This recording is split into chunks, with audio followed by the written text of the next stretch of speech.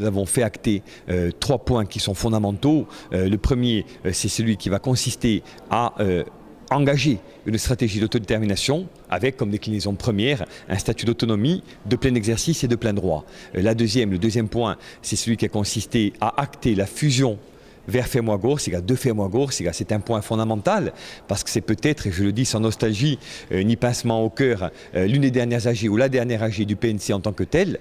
Et troisièmement et enfin, nous avons validé, parce qu'il convenait de le faire devant l'Assemblée générale, l'union des nationalistes au premier tour des territoriales avec, pour la période transitoire, un concile de 72 membres qui a été réélu à l'unanimité, moins quelques abstentions, ce qui est le lot de toutes les délibérations. Donc je suis très content, d'autant que l'on disait de cette AG qu'elle donnerait lieu à des difficultés, voire même à des démissions ou je ne sais quoi. Ça n'a pas été le cas. C'était un moment de dialogue, franc, mais surtout de rassemblement. Et je crois que c'est bien là le plus important. Alors vous avez parlé aussi de non-accumulation de mandats.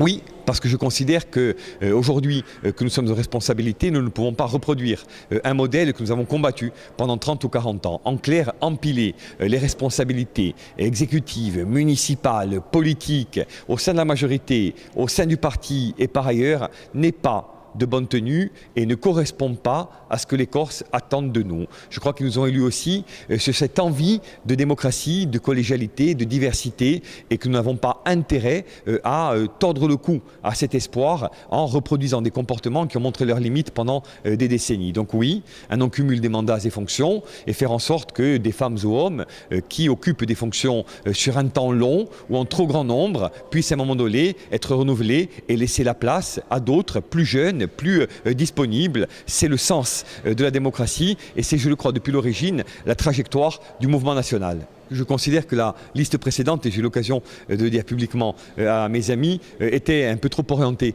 vers la Haute-Corse et qu'il convenait de la rééquilibrer en termes géographiques. Mais c'est un exemple parmi tant d'autres. Je crois qu'il y a également des territoires de Haute-Corse qui sont surreprésentés, d'autres de Haute-Corse ou de Corse du Sud qui ne sont pas représentés du tout. Donc vous l'avez compris, dans ce message-là, il y a l'idée que ce qui va compter le plus, ce n'est pas que l'on vienne du PNC, d'INSEM et de Corsica Libera ou d'ailleurs.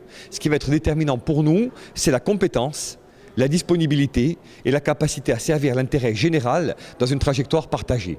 Donc ce sont là des références claires du PNC depuis 2002 et nous ne pouvions pas, en 2017, là aussi, leur tourner le dos. Comme vous disiez tout à l'heure, les élections ne sont pas encore gagnées. Quel est votre souhait ? Notre souhait, c'est effectivement que nous les remportions, c'est le souhait, je le crois, de tous les compétiteurs. Mais aujourd'hui, je reste prudent. Quand on parle de parti unique, de collectivité unique, de majorité absolue, à mon avis, on introduit dans le langage du quotidien des éléments qui peuvent être des éléments inquiétants ou de nature à susciter des préoccupations, des interrogations. Donc je préfère pour ma part et toujours parler de démocratie, de diversité, de respect du suffrage universel. Je crois que les Corses vont nous faire confiance. Mais je me réserve le droit, comme tout un chacun, d'attendre les consultations de décembre pour l'affirmer plus nettement.